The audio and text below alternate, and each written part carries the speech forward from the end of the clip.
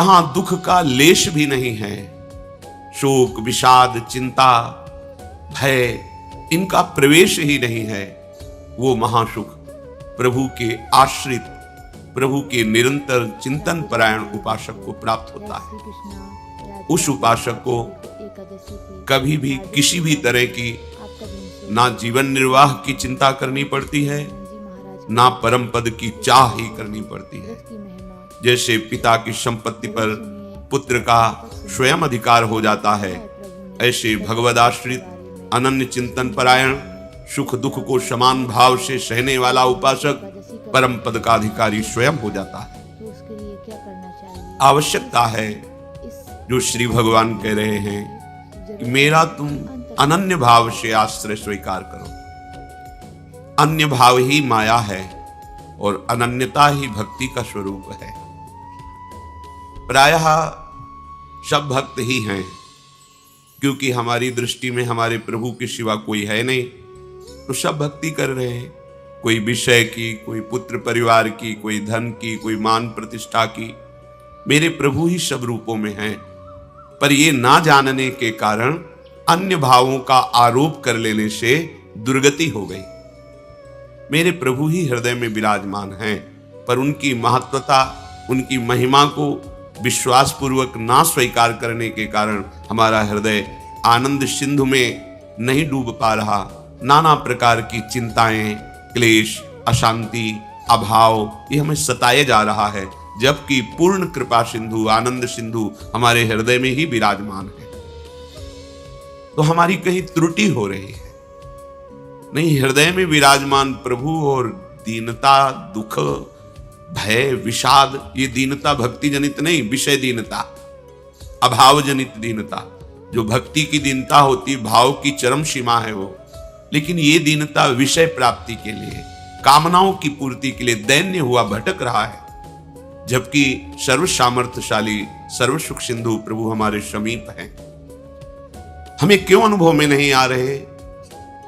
आनंद सिंधु मध्य तो भाषा, फिर हम क्यों आनंद की खोज विषयों में कर रहे हैं? अज्ञान के कारण, अविद्या के कारण। उस अज्ञान अविद्या की निवृत्ति कैसे होगी? मामेव ये प्रपद्यन्ते माया में ताम तरन्ति। जो मेरी शरण में आ गया वो माया अविद्या से तर गया, उसके अज्ञान का नाश हो गया। तो प्रभु की शरणागति का स्वरूप क्या है? सर्वभाव से अपने प्रभु को प्रसन्न कर लेना। भगवान वर्णन करते हैं, अनन्यास चिंतयन्तो माम ये जनाः पर्युपासते। मेरी सर्वभाव से उपासना, मन से, वचन से, कर्म से, प्रत्येक चेष्टा से, केवल एकमात्र उपासना का तात्पर्य अपने प्रभु के समीप रहना। हमारा भाव, हमारी चेष्टाएं, हमारी इंद्रियां प्रभु से जुड़ी होनी चाहिए। उपासना अपने प्रभु के समीप ही होनी चाहिए। भली भांति जो उपासना में है, पर्युपासते, अन्य भावों का त्याग करके अनन्य भाव से मेरा जो भजन करते हैं, भली भांति से मेरी उपासना करते हैं, अब उसको योग क्षेम की चिंता की परवाह नहीं होनी चाहिए। ये चिंता परवाह उनको होती जो भगवद आश्रित नहीं होते। स्वयं श्री भगवान करे, योग क्षेमम वहाम्य हम, लोक परलोक में जो तुम्हें चाहिए वो मैं प्रदान करूंगा, और जो प्रदान किया है उसकी रक्षा मैं करूंगा। तुम्हें बिल्कुल चिंता नहीं करनी, ना साधन की और ना व्यवहार की। इह परलोक सकल सुख पावत। देखो, इतने बड़े मालिक कह रहे हैं, क्षेमम, मैं तुम्हारी रक्षा करूंगा। योगम, जो तुम्हें प्राप्त कराना है वो मैं कराऊंगा। तुम्हें बिल्कुल चिंता नहीं करनी, केवल मेरी शरण में होकर, मेरे आश्रित होकर मेरा अनन्य चिंतन करो। प्रसंग चल रहा था कि पूर्ण शरणागति किसे कहते हैं। उस पूर्ण शरणागति के प्रसंग में कुछ लक्षण अपने लोगों ने श्रवण किए थे। पहला है, हमें शरणागत की तैयारी करनी है, पूर्ण समर्पण प्रभु कर लेते हैं। तो शरणागति तैयारी का पहला लक्षण है नित्य निरंतर अपने प्रभु का अनन्य भजन होना। अपने, हम किसी और का भजन नहीं कर रहे, अपने प्रभु का कर रहे हैं, तभी नित्य निरंतर होता भी है। अपने प्रभु के सिवा मेरा कोई अपना नहीं, इस अपने शब्द में कोई भी वस्तु, व्यक्ति, स्थान, पद, प्रतिष्ठा नहीं आनी चाहिए। अपनापन आपका सुरक्षित केवल प्रभु के लिए हो। हम लोग यहां चूक कर बैठते हैं, किसी न किसी को अपना मान लेते हैं। अपना धन, अपना जन, अपना बल, अपना ज्ञान, अपनी तपस्या, अपना व्रत, अपना नियम। कोई बिरला ही होता है जो केवल प्रभु को अपना मानता है, अपनापन केवल प्रभु को। फिर तो बात बन गई। फिर तो मतलब ऐसी जीवन में दिव्यता आएगी कि आप खुद अनुभव करेंगे। शब्द याद कर लीजिए, अपनापन केवल प्रभु से। दूसरा कोई अपनेपन को ना लेने पावे, यही हमारी सावधानी है। पर हमारे हृदय में जांच करके देखा जाए तो सब जगह अपनापन हो सकता है, लेकिन प्रभु से नहीं। तो कैसे जांच की जाती है हृदय की, जिससे हम ये जान पावे कि प्रभु से अपनापन है या किसी वस्तु, व्यक्ति से? तो जिसके मिलने से प्रभु का विस्मरण हो जाए उससे विशेष अपनापन है, क्योंकि उससे कम अपनापन वाले को हम भूल जाते हैं, ज्यादा अपनापन वाले की स्मृति आ जाती है। यदि किसी व्यक्ति, वस्तु, पद, प्रतिष्ठा, स्थान की प्राप्ति पर अपने प्राण प्रीतम प्रभु का विस्मरण हो जाए तो अभी अपनापन हम पूरा नहीं दे पाए। प्रभु छोटे हो गए, उनका अपनापन कम हो गया, और संसार के संबंध, भोग सामग्री, यश, कीर्ति, प्रतिष्ठा ये ज्यादा हो गई। हृदय में देखो, प्रभु के समान केवल प्रभु ही हैं और हमारा अपनापन केवल उनके लिए है। ये बहुत बड़ी महिमामयी शरणागति की बात है।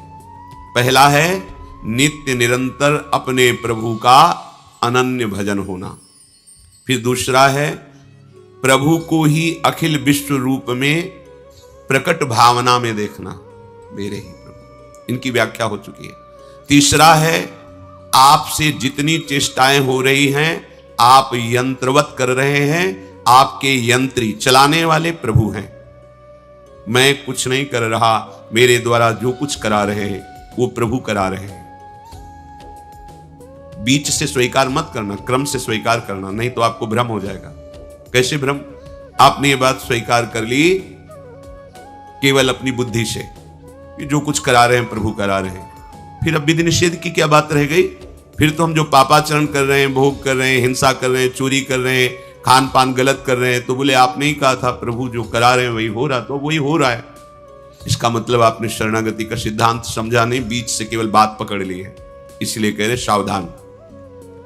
जब वो नित्य निरंतर अपने प्रभु का भजन करता है और विश्व को अपने प्रभु का रूप समझता है तो पापाचरण किससे होगा? इसीलिए तीसरी लक्षण वृत्ति में रखा गया है कि वो अनुभव करता है कि मेरे द्वारा जो कुछ हो रहा है वो मेरे आराध्य देव करा रहे हैं। चौथा, प्रभु को ही सबसे बढ़कर एकमात्र अपना प्राण प्रियतम अनुभव करना। प्रभु की जगह केवल प्रभु, दूसरा कोई नहीं। पांचवा, अपने प्रभु पर पूर्ण विश्वास। छठवां, सर्वदा सर्वथा अपने प्रभु के अनुकूल ही आचरण होना। सिद्ध शरणागत में होते हैं, साधक शरणागत इसको आदर्श मानकर चलता है, श्री कृष्ण अनुकूल लेन। कभी वो अपने प्रभु के प्रतिकूल आचरण नहीं कर सकता।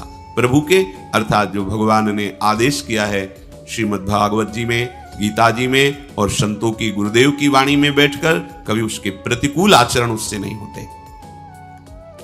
सातवां, सब कुछ प्रभु का समझना और प्रभु से कभी कुछ ना चाहना।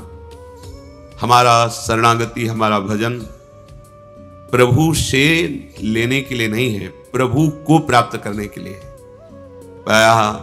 प्रभु का भजन प्रभु से अपनी कामनाओं की पूर्ति के लिए, चाहे वो मोक्ष कामना ही क्यों ना हो, बड़ी प्रशंसनीय है मोक्ष कामना, पर ये प्रेमी महाभागवतों की बात हो रही है जो मोक्ष का भी त्याग कर चुके हैं। प्रभु का भजन केवल प्रभु के लिए करना। अब जब हमारा शरीर, मन, जीवन प्रभु को समर्पित है तो जिनके प्रति समर्पित है उन्हीं के लिए भजन करना। ये तो समर्पित है जीवन। अब हमारा कुछ बकाया ही नहीं रहा, जो कुछ हमारा अपनापन था वो सब प्रभु के चरणों में समर्पित है। तो सिद्ध पुरुष में ऐसी वृत्ति रहती है, पर साधक को ऐसी धारणा करनी पड़ती है, सब कुछ प्रभु का समझना और केवल प्रभु के लिए ही भजन करना, प्रभु से कुछ नहीं चाहना। तो लगेगा फिर क्या भजन का आनंद हुआ? अरे बाबरे, जिसने एक निमिष मात्र में अनंत ब्रह्मांडों का सृजन कर दिया, अपने आनंद सिंधु के एक बिंदु के शिखर से अब वो आनंद सिंधु मिल गया, तो अब और क्या चाहिए? कोई चाह ही नहीं रह जाएगी। उस स्थिति में तो आइए, 8वां, प्रभु के प्रत्येक विधान में परम प्रसन्न होना। अब इसकी व्याख्या है। अभी तक जो सूत्र बोले कल इनकी चर्चा हुई थी। ऐसे शरणागत भक्त जो ऊपर के लक्षणों से युक्त हैं, ऊपर के लक्षणों को धारण करने की चेष्टा कर रहे हैं, वे समझते हैं कि हमारे प्रभु का जो भी विधान है वो बड़ा मंगलमय है। कभी अमंगल हो ही नहीं सकता प्रभु के विधान से। पूज्य श्री राधा बाबा, जैसे भगवान सूर्य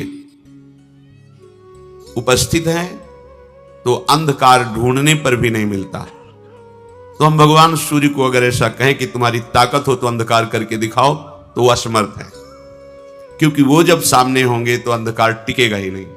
ऐसे ही अगर विनोद की भाषा में भगवान से कहें कि तुम्हारी ताकत हो तो अमंगल करके दिखाओ, तो भगवान कभी अमंगल कर ही नहीं पाएंगे, उनकी सामर्थ्य नहीं। अमंगल हम करते हैं और मंगल भगवान करते हैं। कैसे? भगवान जब कभी क्रोधित हुए दिखाई देते हैं और उनका वध करते हैं, तो उनको वो परम पद मिलता है जो ऋषि मुनि साधना करके प्राप्त करना चाहते हैं। क्या हुआ? अमंगल हुआ क्या? अरे महामंगल हो गया। तो मंगल भवन प्रभु को अगर कह दिया जाए कि तुम्हारी ताकत हो तो अमंगल करके दिखा देना, तो एक विनोद की भाषा में कह सकते हैं कि भगवान की ताकत ही नहीं कि अमंगल कर सके, क्योंकि वो मंगल भवन है। जैसे सूर्य की ताकत ही नहीं कि वो अंधेरे का दर्शन करा दे, वो चले गए तो अंधकार छा जाएगा। जब तक सूर्य है तो अंधकार नहीं छाएगा। ऐसे जिसके जीवन में भगवान की शरणागति उतर गई, अब हर विधान मंगलमय है, हर विधान।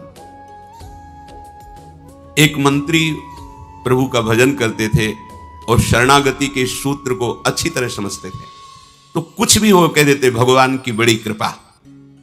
तो एक दिन राजा शिकार खेलने के लिए जाते ही हैं, जो प्रजा के नाशक पशु हैं, जो रुग्ण पशु हैं, जिनके द्वारा संक्रामक रोग फैलते हैं, उनको वध करके प्रजा को सुरक्षित रखते हैं। उनका शिकार खेलना स्वाद के लिए नहीं होता, प्रजा रक्षा के लिए होता है। मंत्री भी साथ थे, तो किसी पशु का पीछा किया और बड़े आवेश में आए, सावधान नहीं रहे तो प्रत्यंचा से अंगूठा कट गया। उनका मंत्री अंगूठा कट गया, उनको भगवान ने बहुत अच्छा किया, बड़ी कृपा। उनके ये शब्द ही थे, क्योंकि जानते थे भगवान का प्रत्येक विधान परम मंगलमय होता है। बड़ा गुस्सा आया उनका, दुष्ट कहीं का, तो हमारा मंत्री है दुश्मन है, हमारा अंगूठा कटा, तो कहता भगवान ने बहुत अच्छा किया, बड़ी कृपा हुई, इसको बंदी बनाया जाए और तुरंत कड़ी सजा के द्वारा इसे जेल में रखा जाए। राजा का आदेश। उनका बड़ी कृपा महाराज, भगवान की बड़ी कृपा, बहुत अच्छा किया भगवान। पागल हो गया है मंत्री, मंत्री पद से हटा के इसे जेल में रख रहे, कह रहा भगवान ने बहुत अच्छा किया, बड़ी कृपा। कुछ दिन बाद वैद्यों के द्वारा अंगूठा ठीक हुआ। स्वभाववश फिर शिकार खेलने के लिए गए। एक पशु का पीछा किया, जो राज सैनिक थे वो जंगल की गलियों में पीछे रह गए और वो आगे निकल गए। पशु का पीछा करते हुए उधर कोई बलशाली राजा के परिकर बलि देने के लिए पुरुष की खोज कर रहे थे। भद्रकाली को प्रसन्न करने के लिए नर बलि का उन्होंने संकल्प लिया था। ये मिल गए राजा, इनको ले गए, स्नान आदि करा के जब पुरोहित के सामने ले गए जहां बलि दी जाती थी, तो पुरोहित ने सर्वांग पुष्टता का निरीक्षण किया कि सर्वांग पुष्ट है कि नहीं। तो देखा तो अंगूठा कटा हुआ था। उन्होंने कहा ये अंग भंग पुरुष की बलि नहीं दी जाती, छोड़ो इसको, छोड़ दी। अब वो मनाए कि बात तो सही थी, अगर भगवान कृपा करके अंगूठा ना काटते तो आज गला कट जाता। मंत्री ने ठीक कहा था, भगवान का हर विधान मंगलमय होता है। वापस आए, मंत्री को सादर बुलाया और कहा आप जो कहते हैं आज मुझे समझ में आया, अगर मेरा अंगूठा ना कटा होता तो मेरा गला कट जाता। पूरी बात बताई। आप कहते हैं भगवान की बड़ी कृपा, भगवान ने अच्छा किया, ये बात तो समझ में आ गई, लेकिन तुम मंत्री पद से हटा करके कड़ी सजा भोग रहे हो जेल में, इसके लिए भी कहा भगवान की बड़ी कृपा, भगवान का मंगल विधान, इसमें क्या कृपा आपने देखी? तो उनका महाराज सैनिक भले पीछे रह जाते, लेकिन जहां आपका घोड़ा होता वहां मेरा होता।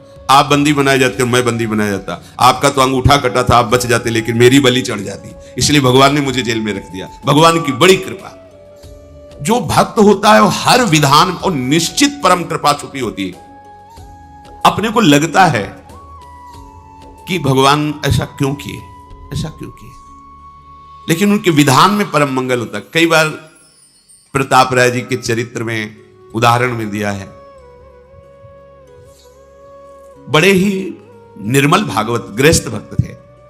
उनके कुल परंपरा में जीवन यापन के लिए एक वृत्ति थी कि जैसे आपको कोई काम है तो आप अपना आभूषण रख जाइए और पैसा ले जाइए, और फिर ब्याज सहित पैसा दे जाइए और आभूषण ले जाइए।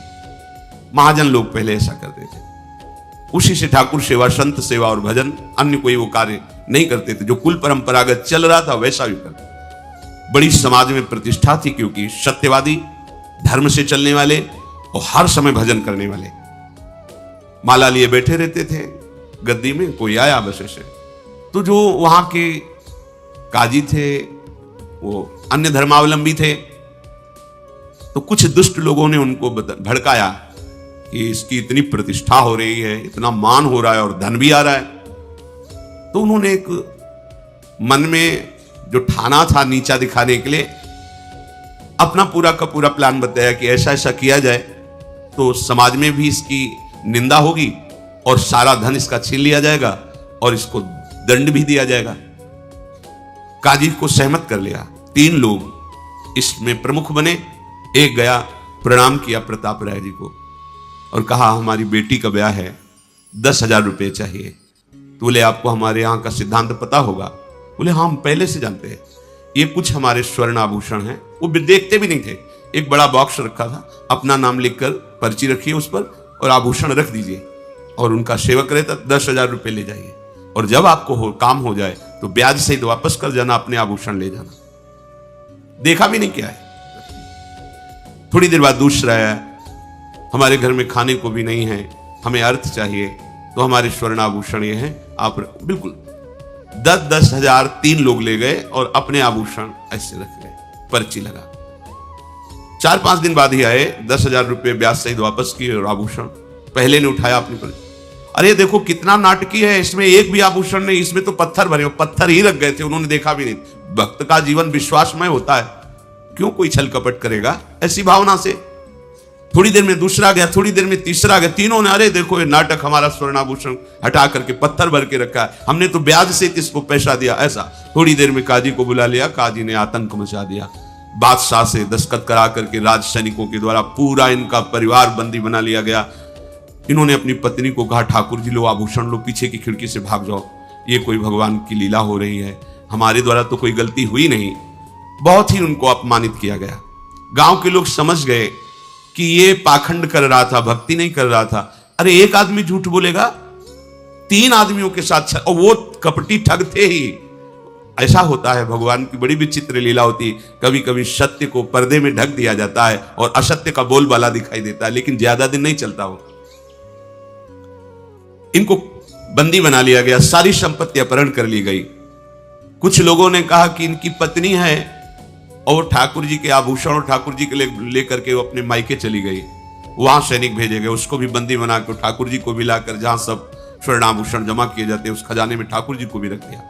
जब पत्नी पास में ही बंद करके आई और उनको एकांत मिला, तब वो रोने लगे प्रताप राय कि मुझे जो अपमान मिला है, बंदी बना लिया गया, मुझे इसका कष्ट नहीं। नाथ, मैं आपको प्रगट मानकर 8 पैर सेवा करता था, आपको एक आभूषण की तरह ही खजाने में रख दिया गया, ये मैं सह नहीं पा रहा हूं। आपको कैसे भोग लगे, आपको कैसे जल पिलाऊं, आपको कैसे शयन कराऊं। प्रभु और दंड जो चाहो दिला दो, पर मुझे ऐसा कुछ संयोग बना दो जिससे आपकी सेवा। और आर्त भाव से रोने, जे ही रोने लगे ते ही वहीं प्रिया प्रीतम प्रकट हो गए साक्षात। ओ, जो बड़े बड़े ऋषि मुनियों की आकांक्षा होती साधना करते हुए, वो आराध्य देव कैसे मिलते हैं, उनका विधान कड़ुआ हो सकता है, लेकिन परिणाम महामंगल में लूट गए चरणों में।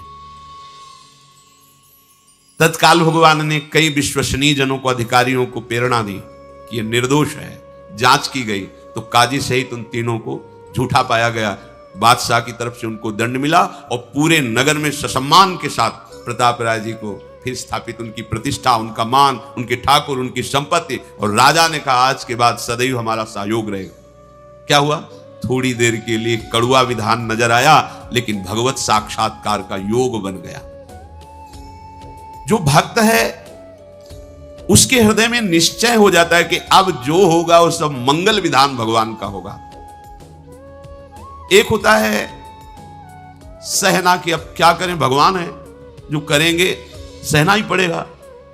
और एक होता है आनंदित होकर के मेरे प्रभु जो कर रहे हैं बहुत मंगलमय कर रहे हैं।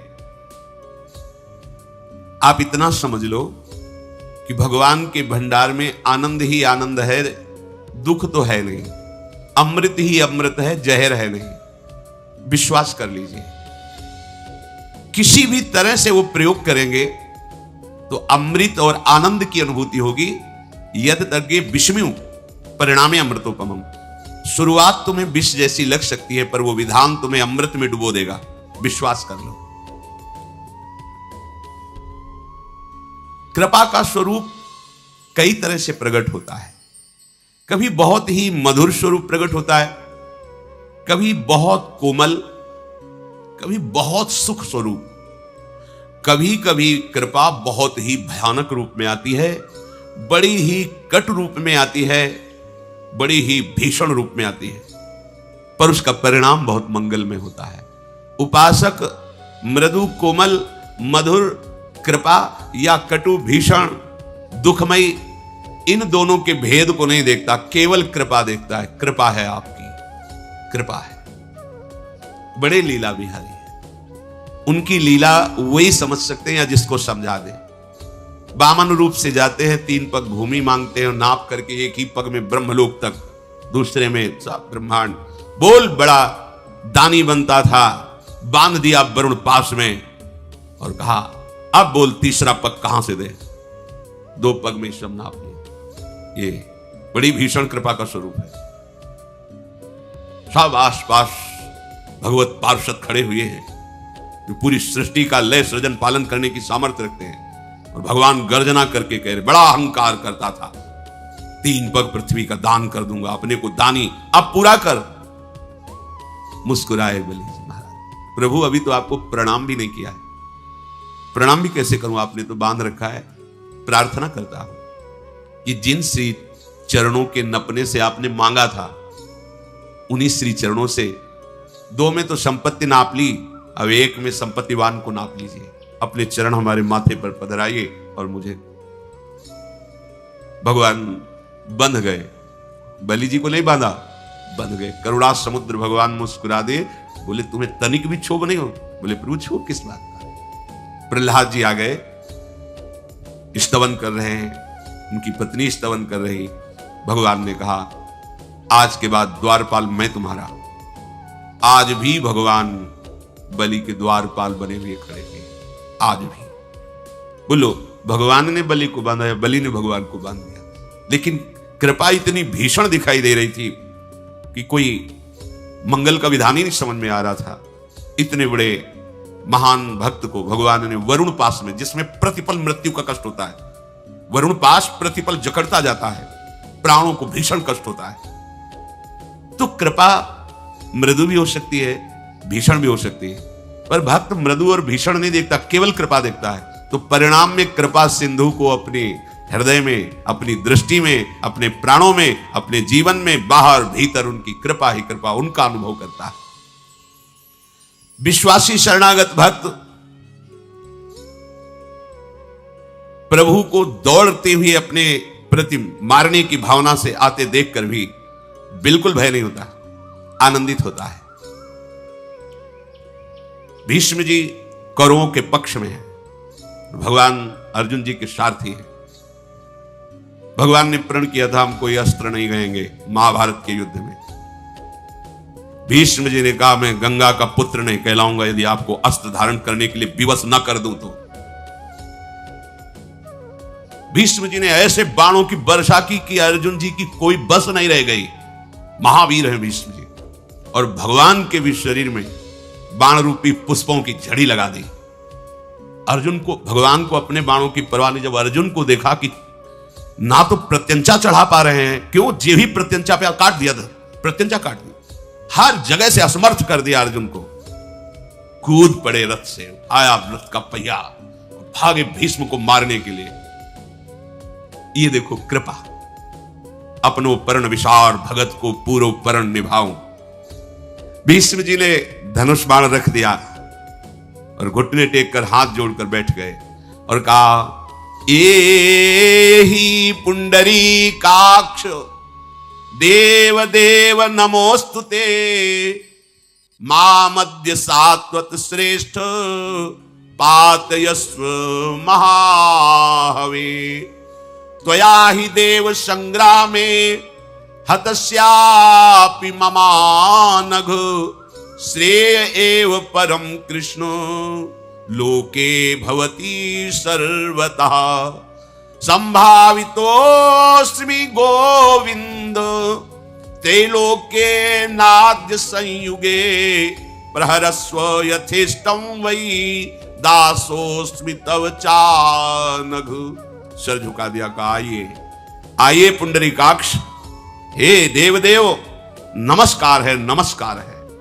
आप अपनी महिमा से उतरकर भक्त के प्रण को पूर्ण करने के लिए ये रूप धारण, भगवान क्रोधातुर होकर आगे बढ़ रहे हैं।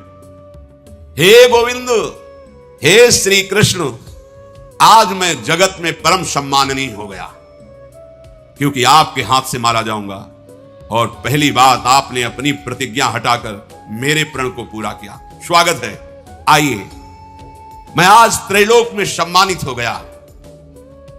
आप मुझ पर मन चाहा प्रहार कीजिए, मुझे बहुत सुख होगा, क्योंकि मैं अपने स्वामी के हाथ से मारा जा रहा हूं। भगवान भयंकर क्रोध करके दौड़ते हुए दिखाई दे रहे। भीष्म जी को बड़ी मृदु कृपा का अनुभव हो रहा है। मेरे प्यारे, मेरी बात रखने के लिए अपनी बात को हटा दिया। आओ, स्वागत है आपका। भगवान मारे थोड़ी, कुछ कदम चल करके तो अर्जुन जी दौड़ पड़े प्रभु को। प्रभु नहीं, आप नहीं, प्रभु आप नहीं, आप आज्ञा कीजिए। आज मैं दिखाऊंगा इन्हीं भीष्म को, धूल चटा दूंगा। आप आइए। तो बाणों की वर्षा करके बाणों की सैया पर भीष्म जी को लुटा दिया। अर्जुन जी ने 6 महीना बाणों की सैया पर पड़े। जब अंतिम समय है और भगवान पधारे, तो भीष्म जी ने प्रभु को याद दिलाई कि अपना प्रण छोड़ करके हमारे प्रण की रक्षा की थी। आज मैं अपनी पवित्र कन्या को आपके चरणों में अर्पित करता हूं, आप पाणी ग्रहण कीजिए। कौन पवित्र कन्या? बुद्धि। आज तक इस बुद्धि रूपी कुमारी कन्या ने किसी का वर्ण नहीं किया। हे कृष्ण, केवल आपका ही आश्रय, इसलिए अंतिम समय है। मुझे याद है आपने मेरी बात रखने के लिए अपनी बात हटा दी। मैंने देखा है आपका पीतांबर फहराते हुए। वापट पीत की फहरान, करधरि चक्र चरण की धावनी, नहीं बिसरती वह बाण। वापट पीत की फहरान।